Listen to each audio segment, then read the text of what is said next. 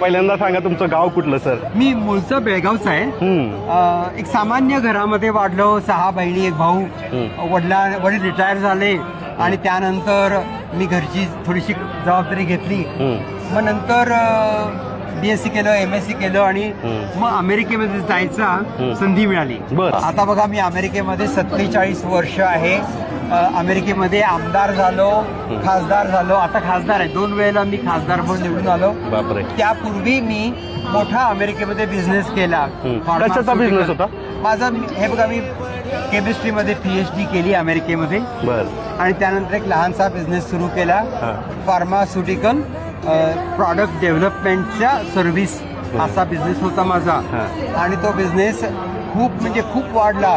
जवळ तिथे 550 अमेरिकन कामगार माझ्याकडे सायंटिस्ट होते. मित्रांनो, मातीशी नाळ जोडणं काय म्हणतात सरांकडे बघा. कोण म्हणू शकत नाही की हे व्यक्तिमत्व अमेरिकेत एका मोठ्या प्रांतात खासदार आहेत. त्यांचं मराठी इथल्या मराठी लोकांना लाजवेल एवढं चांगलं आहे. तर हे कसं अबाधित ठेवलं? मला आपल्या भाषेची आवड आहे. माझी आई फक्त मराठी बोलायची, त्यामुळे आईची जी भाषा आहे, आईशी मी जो बोलत होतो